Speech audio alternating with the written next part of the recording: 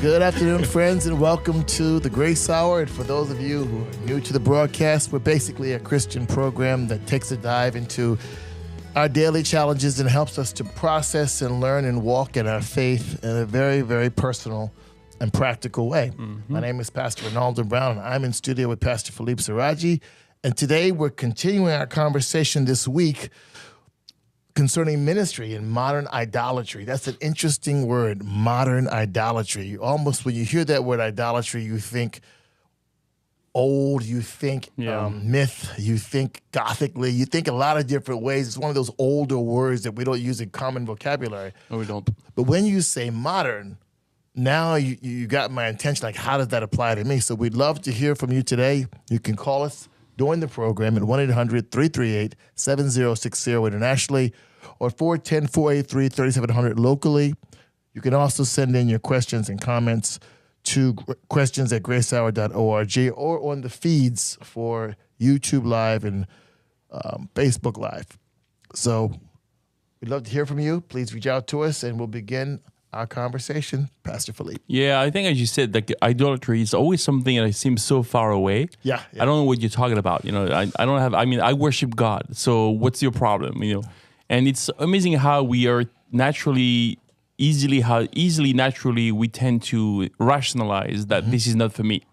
Yeah. And then the point we're trying to make today is, I think the point we're trying to make this week is that there is such a thing as modern idolatry. Yes, we are concerned. And we could give 20 examples, and the ones we've been asked to talk about today is ministry. Okay. And maybe you can start with Psalm 115. How about that? You know, that's great. So maybe I'll read some verses and you and I can make some comments. And Psalm 115, starting verse 3, the psalmist is comparing God and idols. And in a way, the goal of going to Psalm 115 explain and remind us and remind you guys also the importance of realizing that once we enter in that form of understanding of life, which is idolatry, you know, even though it sounds far remote from us, it is very much in us. How much does it take away from our ability to serve God? And that's the point. So it says, verse 3, but our God is in heaven. He does whatever he pleases. Their idols are silver and gold, works of man's hands. They have mouth, and that's the most interesting part to me is the verse 5 on. They have mouth, but they do not speak. They have eyes, but they do not see. They have ears, they do not hear. They have noses, but they do not smell. They have hands, but they do not handle.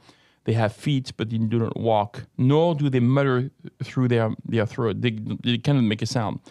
And then verse 8 is maybe the most interesting verse that I think it's underrated when we preach about Psalm 115 is, those who make them are like them, so is everyone who trusts in them. And if I just may say a couple of things on that, start the conversation. So it's interesting because the psalmist is saying, okay, well, normally God made us in his image. Yes. Now we're making idols in our own image. So when we sculpt an idol, we're giving human features. But the end game is that none of those human features are actually doing anything. I can shape a nose, it won't breathe. I can shape a mouth, it won't speak. But the verse at the end is, when I'm done with all this, my eyes are off God and they are on my idol, and I end up like them. So I make an idol like me, and I ended up like it. And that's amazing because verse 8, so those who make them are like them. What does it mean? I have eyes and I can see. I have a mouth and I can speak. And I have hands and I cannot serve. And I have feet, I don't go anywhere. And I think that's the problem with idolatry today. And we have to take this seriously because it takes the breath away, the power away from our walk with God. Wow. And when I enter in the ministry or leadership and this becomes my focus, then I end up looking away from God looking into the ministry for itself, and that becomes my identity. And I lose all the power of the Spirit because he's not interested in me worshiping what I do. Right. I like the way you brought it down from the idea of idolatry, number one. The idea that what is an idol? An idol would be anything that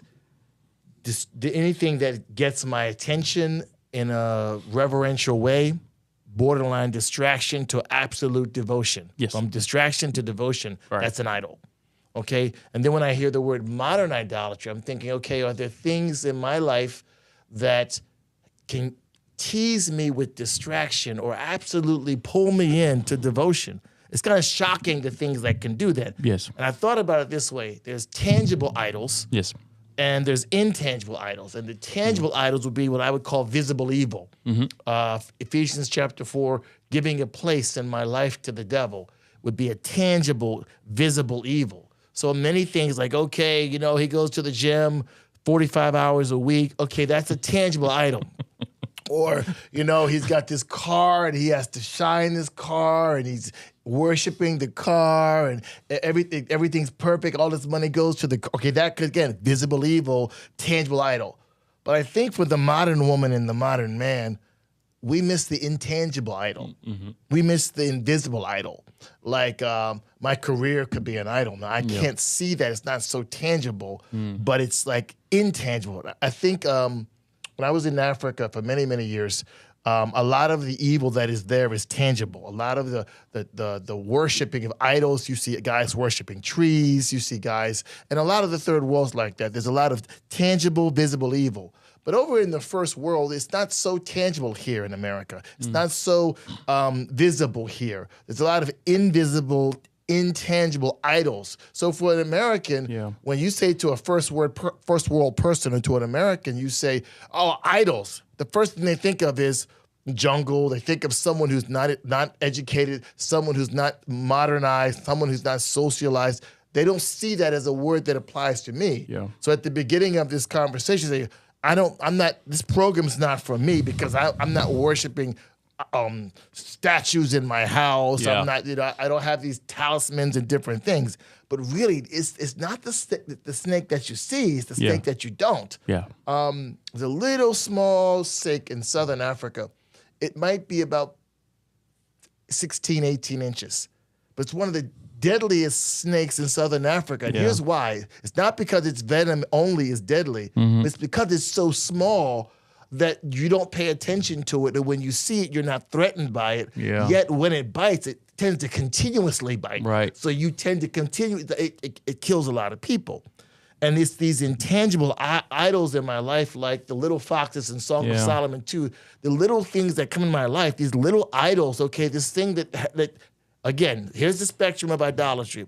It starts with distraction, okay? And the more I lean into the distraction, it becomes a devotion because the thing that distracts me could get my devotion. It could pull me in.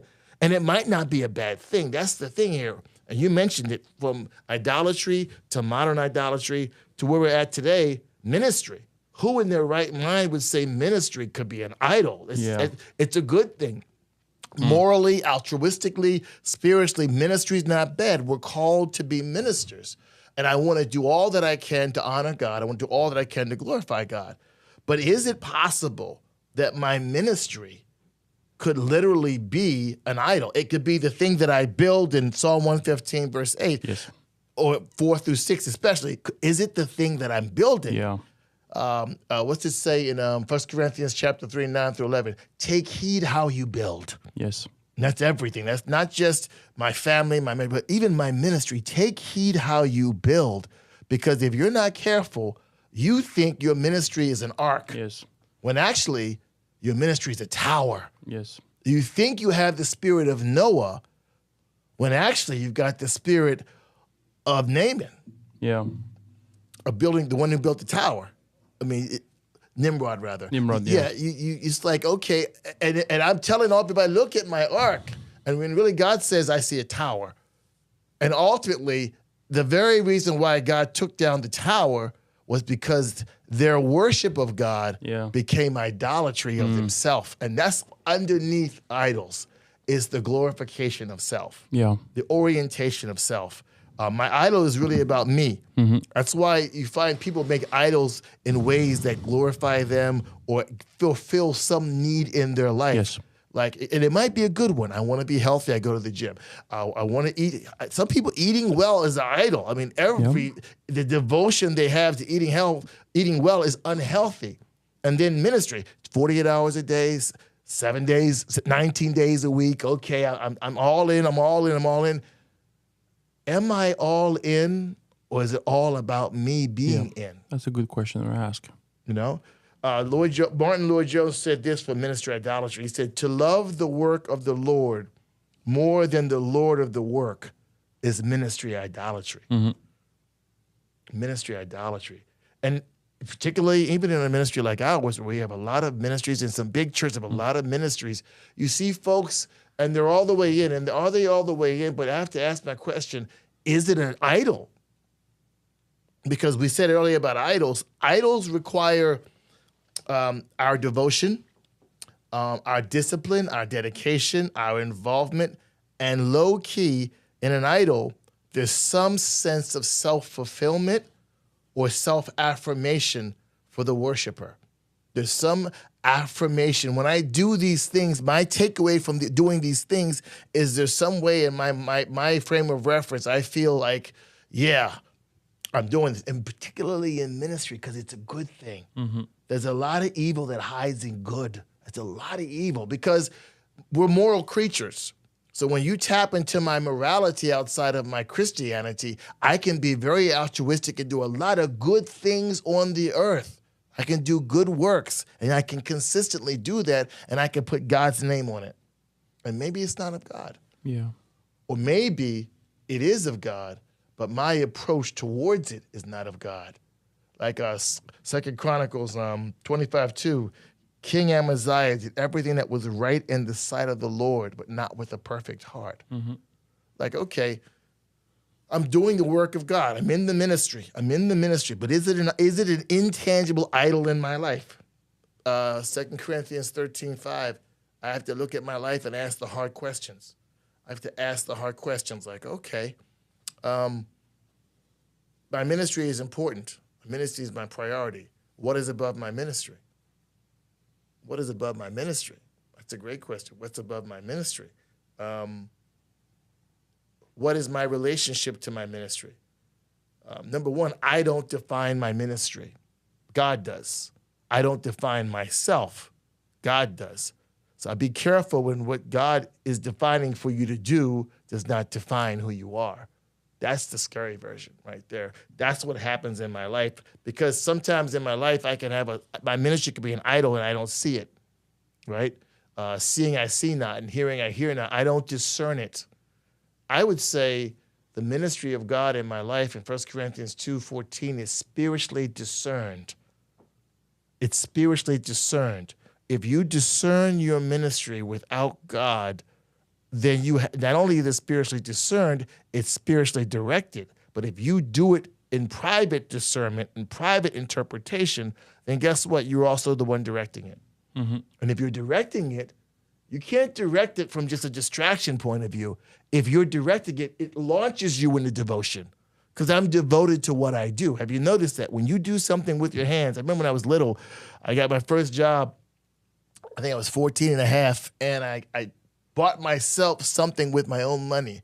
The amount of pride, the amount of self-orientation I had from buying this shirt, it didn't last 6 months, trust me. I think it was like $14.99, but I bought that.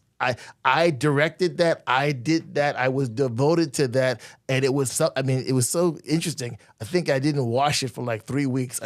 I wore it, but I was so scared of anything happening to that. I bought that, you know? Yeah. It's amazing what you attach your identity to with what you do. Yeah. You know, it's like, oh, I did. You see it with parents. When you see your kids, you're like, I did that. That's for me. That's my child. That's me. That's me right there. That's easy to live vicariously in that. Like, yes, you should do that because in you're doing it, I'm doing it. Your success is my success. Your accomplishments are my accomplishments. I'm so moved because your mistakes are my mistakes. It's like it's this connection there when you are involved in doing something, particularly for God. This is my church. That's my disciple. Those are my evangelist people. That is my work. This is my fruit. I'm doing it. And by the way, my name is Pastor John Doe, and this is what I have done. And it just becomes a name tag. It gets planted on me. Yeah. And then here's the scary version in ministry. When you make your ministry your idol, at some point, when you're no longer able to do your ministry, your world comes crashing down, because it's like losing your idol. It's like when God, with the Philistines, he knocked over their idols and broke their idols. Your ministry has a shelf life. In the operation of how it operates, it has a shelf life. You will not always operate the way you operate in the ministry. Mm-hmm. Time will come when you may operate differently, and you might find little to do. You might be doing little or in a different way. But because your identity is attached to the specific way you did it, when someone asks you to do it a different way, you're devastated. I can't believe that. Because it's not because what they're asking is not of God and that, or beyond your capability or your capacity or your gifts, but it's not the identity that you had. Like, it's like telling a fireman, well, you're now a policeman. Whoa, I don't know I can do that. Okay.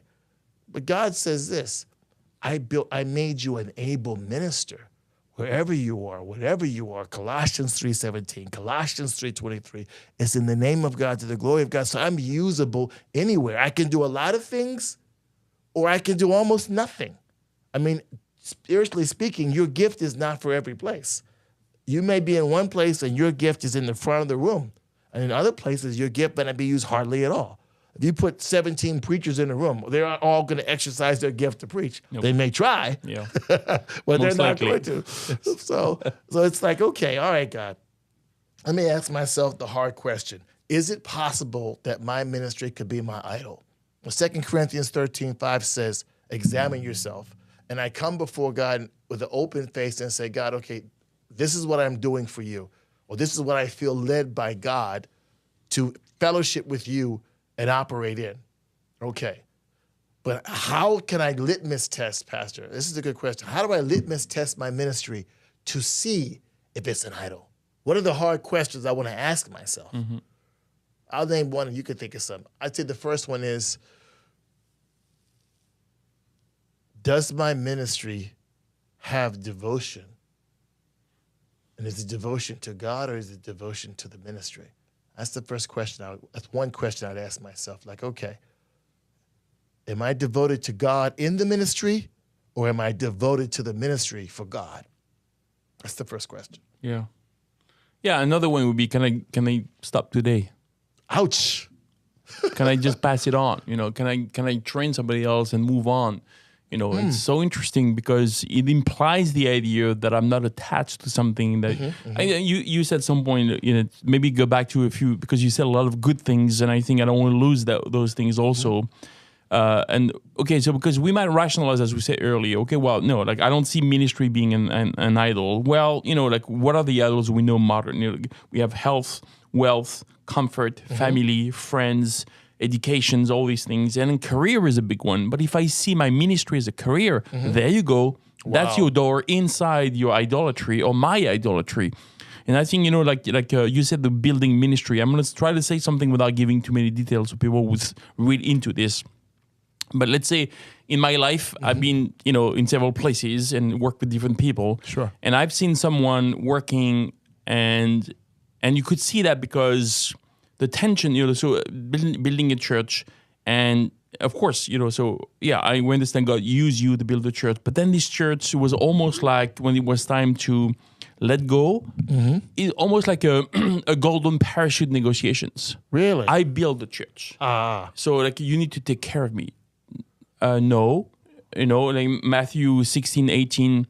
Jesus says, I will build my church. And remember, Pastor Shibeli used to say, it doesn't say, I will build your church, that's or right. You will build my church, or you will build your church. It's, I will build my church. Amen. And I think one way of realizing that is, can I let go of something? And I think it's hard for founders in ministries to just let go. Wow. Like we want to have our way in. I understand that there's a relationship with the idea, well, those guys over there are my disciples, so maybe they'll come to me for advice, and that's very healthy because everybody needs accountability. Yes. But if I can't let go, if I can just look behind and say, okay, who's following? Who could be called by God to do what I do? And I think sometimes it's interesting when we rationalize things, we always have a word to excuse the fact that a workshop I did 2 years ago, encouraging leaders in our ministry to look back and see if there's young people out there. The feedback that I got was, well, like we've learned many years ago, like we don't quit ministry. I'm not a quitter. Yeah. And I had a strong conversation with Pastor. I agree with you, but delegating is not quitting. Amen. If you rationalize your delegation, not delegating as a form of not quitting, then you maybe your ministry is an idol. Wow. Because if I don't give room for other people to grow and eventually maybe take over, like, we might say, well, I don't know, like you're 50 years old, 60 years old, realize I have plenty of good years in front of me. Yes. But do you have to be in an org chart to be efficient in the ministry? Wow. If you think so, maybe that place is a place of idolatry. I'm not saying it's the case. All right, I'm thinking about, what could you, can I be 60 years old and having a ministry and decide, okay, I'm gonna hand it over to someone else and travel the world and go visit places, encourage people, and mentor the next generations? Yes, I can do that, unless I'm attached to what I do, and that becomes my idolatry. So that would be my second question. Can I let go? I love your question, because I think sometimes in ministry, when you first grab something, whatever it is, you put yourself into something, you don't grab hard. Number one, you don't grab hard because you don't know if it's God. Yeah. You don't ever go like, I'm 100% this is God. No. You kind of grab slowly, softly. Is this God? Is this? And then God gives you confirmation. He gives you fruit. He gives you value. He gives you all these things that just affirm the fact that, yes, this is my will. Okay, now, at some point, we have what I get on top of it. You see this like with preachers sometimes. They kind of walk in with a bit of trepidation, like, this God what God wants? And then at some point you get on top of the message, like, yes, this is what God wants to say. Like with your ministry, you're like, okay, yes, this is God's will for my life, and I can see it, and I can see God in it, and it's amazing. Then you start grabbing tightly, because when you see God in something, it's interesting. When you see God in something and it's very, very visual for you, you grab tighter. Yes. Because in your mind, interestingly enough, you associate the work with God because you found God in the work. Yes. So you grab it tighter because God is there. So you grab it tighter, okay, because God is there and I'm with God and we're in this thing and I'm walking with God and participating with God. It's amazing. It's happening. And then at some point, because the grip gets so tight, and this is the interesting rub right here, because I found God in the ministry. Because in the beginning, I wasn't sure, but now I'm sure. I've got that confirmation. I found God in the ministry. The lines get blurry. Where finding God in the ministry becomes God. Because I'm finding God in the ministry, then the ministry becomes God. And then all of a sudden, I'm holding the ministry, because in my mind, maybe in my life, it's the clearest picture of God. Sometimes you see people that are serving God in the ministry, and they'll say to you, this is the only place that I really sense God in my spiritual walk when I'm serving. Okay, great. Like Brother Lawrence. Okay, great. But be careful that you're squeezing so tight to the ministry as the connection to God, it becomes a God, right? Yes. So I like what you say, can I stop? Really, I guess what happens is this maturation process of I'm lightly holding it. There's going to be a time when I'm holding it tight, but then I'm going to have to discipline myself to hold things loosely. Yeah. Because if I stay in that second stage of holding tight, I can't stop. I can't let go. Yeah. I'm ride or die. I'm going all the way down, all the way. But if I learn as I grow with God, I have to remind myself that this is the work of God. I'm affirmed in the reality that God is in it, but it can never be God. So if I hold it loosely, holding things loosely, because there's nothing more challenging than to a believer that things you hold tightly, God takes. Yeah. You will fight tooth and nail. That's a good one. I'd say another one you also mentioned. Before you do, just may I jump in about the idea. Like, I don't know if you've seen those experiments that were made. I mean, some of them are reliable, some others are not. But the idea, you have this monkey. You want to trap a monkey. There's one way to do it really easily. Is to put a banana in a cage. Yeah. And they got to go in there. They got to try the banana. They can't retrieve it. Yes. They're stuck. And you can catch the monkey, not because he's in a cage, because he's got a grip on the banana. Mm-hmm. So the monkey could let go and leave, but he may not let go because he wants the banana so bad. He's going to get caught. It's the same idea where the image comes to mind when you said that. Yeah. I have a loose grip on things, and that's the way it should stay for 20 years if God calls me in the same place. Mm-hmm. But at some point, I make his church my church. Mm-hmm. And we can wrap this in the idea, I love the church. And we were talking about that earlier this morning, you and I. do I love the church or do I love what I do in the church? Does it gives me, this, so am I grabbing the banana because the banana needs to get, I'm holding on to it? Or could I just let go and realize, no, my identity is not in what I do. But unfortunately, when we're young, it's always the case. I don't know if you remember how it was for you, but it was the case for me. Like calling into a meeting, I feel like the Pope. Of course, I'm going to the special meeting. You're that guy. I'm the guy. I'm called in. And honestly, I couldn't care less. Yeah. Because it doesn't matter to me in one way. I could be, so what changes for me is like if I see, you and I had this conversation because we go out for breakfast, the two of us. There's a great breakfast. The food is great, but the conversation is even better. Once a month, and we have these deep conversations. And I think sometimes you give me a kick in the butt because you also remind me. So we have some good things. But the point is for me, like I can see things differently now. When I was younger, like, oh my God, it's like I'm not in. So what is wrong with me? You now you don't question yourself, but I do question the fact. Okay, maybe God is not using me here anymore, and I've learned to let go in the sense I can go somewhere else. Does not mean it's God's will. That's what you told me the other day. Yes. That doesn't mean God's will. But the other thing, just to finish about this idea, like I told a story maybe in my class a couple of times, but. So 14 years ago, I came back from a trip in Africa. I was in, the ex-Zaire, which is DRC, which it was in the hub of tuberculosis. And I came back feeling very fine. I actually was marking Pastor Texe because he was with me. He's from Pastor in Paris because he was sick for 2 weeks. I'm thinking, he's old, he's 10 years old. He doesn't. And then all of it, like for 6 months, I felt, worse and worse. Didn't know what happened. So I was here one day, for convention. It was 6 months after that. Yeah. And one friend of mine who's a medical doctor told me, you need to go, when you go back to France, you need to go and consult. So I went back to Paris. And actually what happened is I had a rare form of tuberculosis that attacked my immune system, not my lungs directly, but the immune system on top of the lungs. So he has a name for it. It's called a lymph node tuberculosis. So it weakens you completely. I lost 35 kilos, was 75 pounds in 3 months. Wow. I shrinked. Like if you see the picture, I looked like a dying cancer patient, stage 4. It was horrible.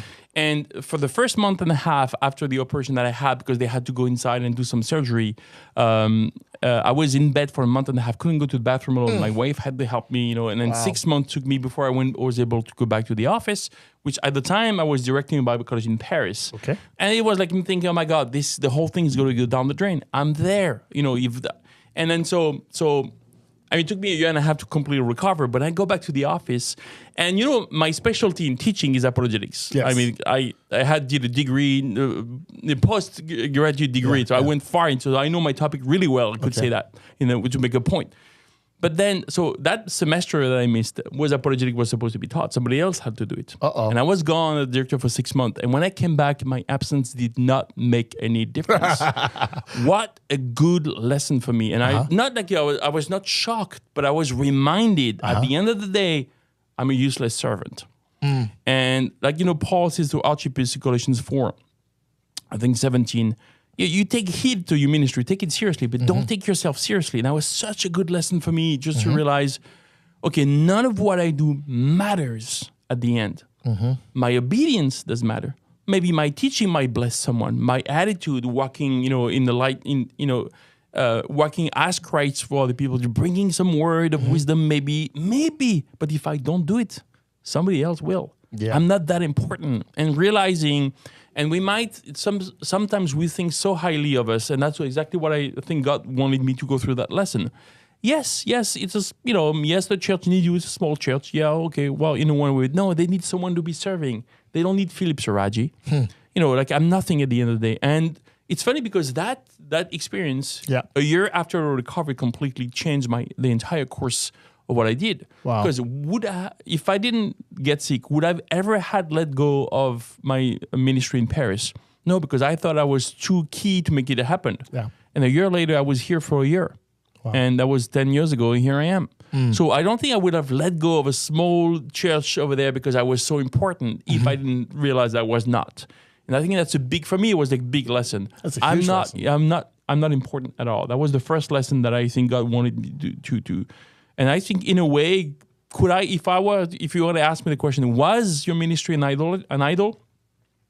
With hindsight, yes, completely. Because I don't think if it was not an extreme situation where God put me in a bed for 6 months, I don't think I would have let go. Wow. It's the thing I told you about. You grab it Yeah. And in the beginning, you don't grab it. This is particularly with ministry. You don't grab it hard in the beginning because number one, you're not sure it's God. Yes. Number two, you don't know if you can do it. Yeah. Number three, you don't know if it's going to work out. There's so much doubt and insecurity. So you grab loosely. You're like, but then at some point, you get confident in God, or you get confident in the fruit. You see fruit, or you sense God, and you grab it tight. Yeah. And the whole issue about God in our ministry is He never wants me to grab it tight. No. Take heed in Colossians 4 with Archippus. Paul is not telling Archippus, grab it tight. Yes. He's saying, grab it. Yeah. Participate. Don't own it. Because whatever you own, you hold tight. Yes. Right? Like 1 Corinthians 6:19, our life is not our own. Our ministry is not our own. Everything, what do we have that we didn't get from God? And if God can give it, He can take it. And I don't think we think about it like that. We think about life like that. We don't think about our ministry like that. Yeah. God could take your ministry today, Yeah. and would we still walk with God? He could take your health today, and would you still walk with God? Yeah. And I've got to be careful that I learn to hold things loosely. I like this idea you're talking about taking heed to my ministry. Yeah. It was given as a caution by Paul to Archippus, but really it's an awareness, an analysis that my vocation is not, my occupation is not my vocation, and my vocation changes Yes. in certain respects. It's different. Okay, I'm called to be a pastor. Yes, but how I pastor can vary over the years. Yes. From situation to situation, circumstance to circumstance, era of life to era of life. You will not always pastor the same way you pastored. You may be more involved in decision making. You may be less involved in decision making. You might not stand on a corner for 7 hours. You might stand on the corner for 7 minutes. There's different ways that happens. But I have to say to myself, is it possible that my ministry is an idol? Yes, it is, because of how I take my ministry, how I participate. It's not even about the fruit. Your ministry could be an idol with no fruit. Yes. It's not fruit-oriented. Yes. It's self-oriented. Yes. Because underneath an idol is always affirmation of self. Yeah. That's one of the tricks that goes back to the Psalm 115, verse 8, is that all idols affirm the worshiper. Yes. They affirm so it affirms me and who I am in the flesh. So the problem that we don't worship God is because when we worship God, it affirms who I am in Christ. It's about Him. But any other idol besides God affirms who I am in the flesh. So my flesh loves idols. So I'll make idols. I'll give a place for idols. But the thing I want to say, if I know that my ministry has become an idol, or maybe you say to yourself, is it possible? It's on the table of possibility. Yes. Is it like certain parts of my ministry that could be idealistic?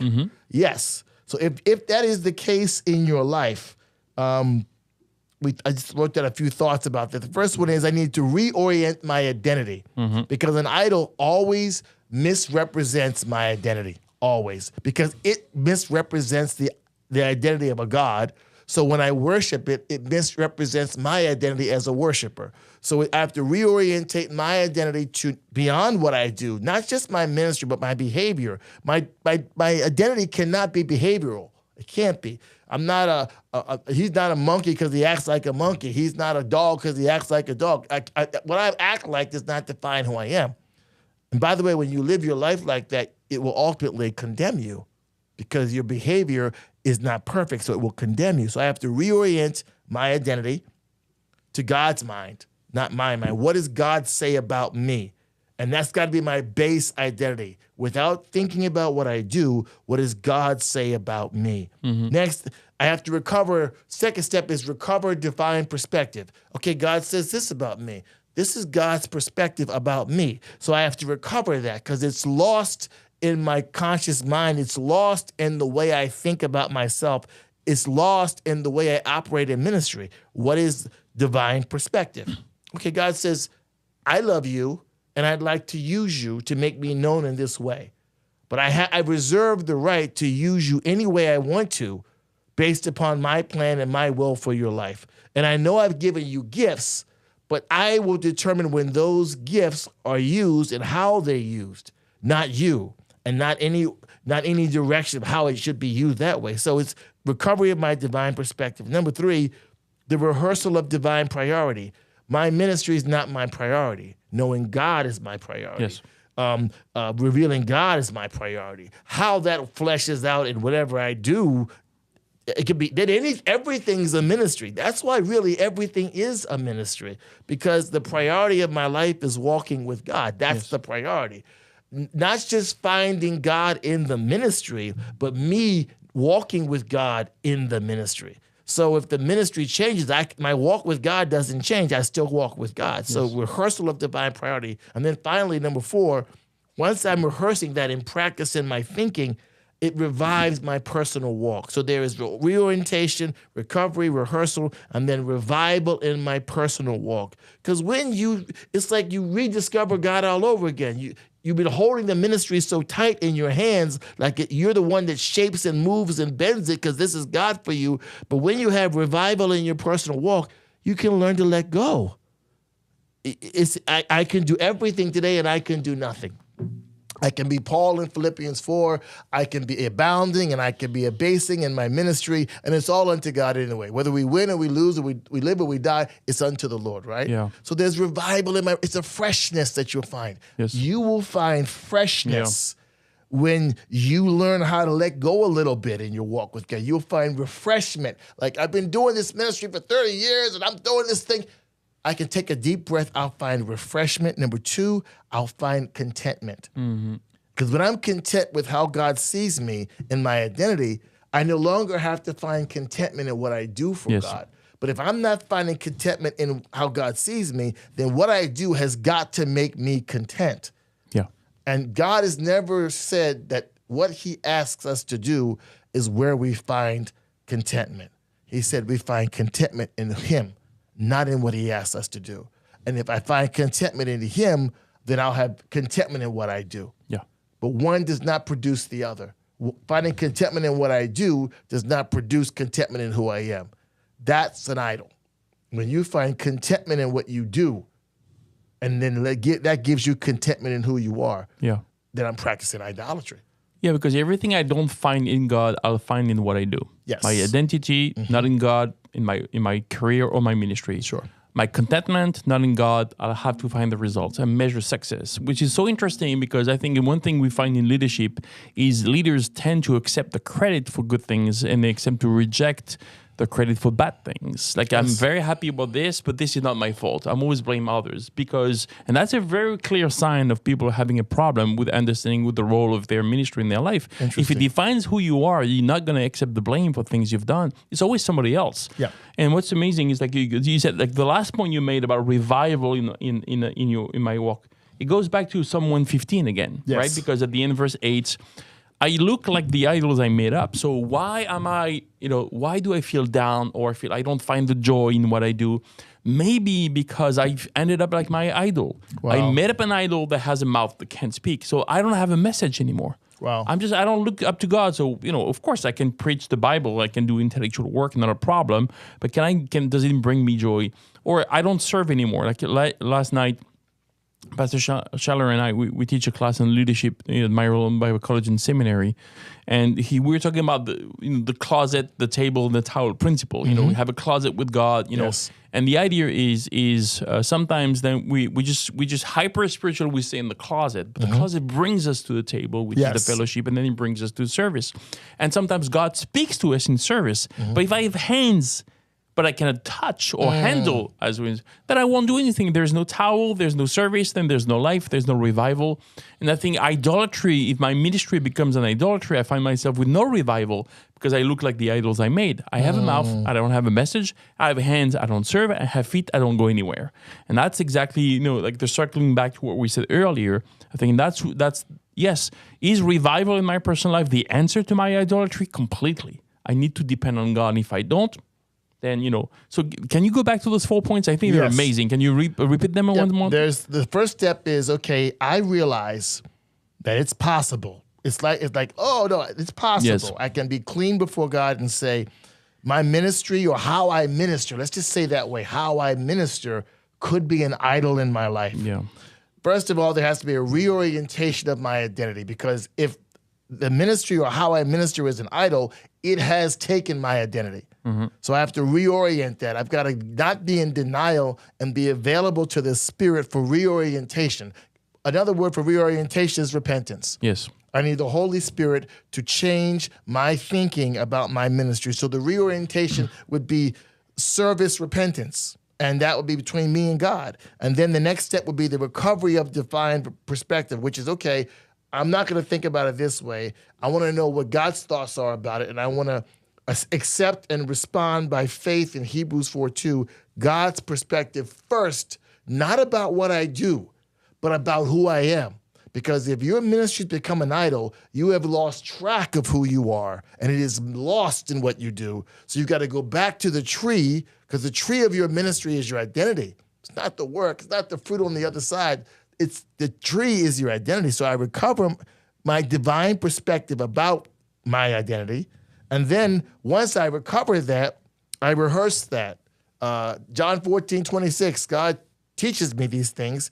Philippians 3:1, 2 Peter 3:1, Romans 15:4. It's good for me to rehearse these things. I rehearse divine priorities. Never assume you always have divine priorities in your walk with God. You rehearse these things as true. And then what the result of all of that is that there's revival in my personal walk. And one of the great parts about revival in a marriage, in a believer's life, in a church, in a team, in a mission, one of the key characteristics of revival is freshness. There's a freshness that's there. There's a lighthearted freshness. Like, once again, I've heard people say, "Oh, I've lost my joy for the serving." "Oh, no, I don't have the head for it anymore." "Oh, I've been doing this so long." The reason why you've lost it is because somehow you found God in it, and you thought that you could hold it tight and keep God in it. And the problem is, it became God. Mm-hmm. And when it became God, you lost that freshness, because one of the things you see in Psalm 115, 4-6, there's a staleness to idolatry. Yeah. Hands that don't work, ears that don't work, mouth that don't work. There's a staleness. It's like stagnant water. There's no freshness in Luke 7. There's no spiritual stream in your life. You might even say these interesting words: when your ministry becomes an idol, you have this desperate devotion, but low-key, you're bored. Yeah. You're bored in the ministry. You're like, you don't have the zeal or the excitement or the joy. You're bored. It's gone from being a vocation to an occupation. And at some point, you start asking yourself, what am I doing? And then you feel trapped. Because on the one hand, you're bored and you've lost sight of why you're doing it. But on the other hand, because it defines you, you have to keep doing it. Because God forbid you stop doing it, because then you're not who you say you are. So I've got to do it, not because I find God in it anymore, but because it's me. So now it's me, and there's no freshness. I'm stale, I'm bored, I'm frustrated. Here's another word: I'm distracted. So then I don't have an anointing. And that's another characteristic when your ministry is an idol. It loses the anointing of God.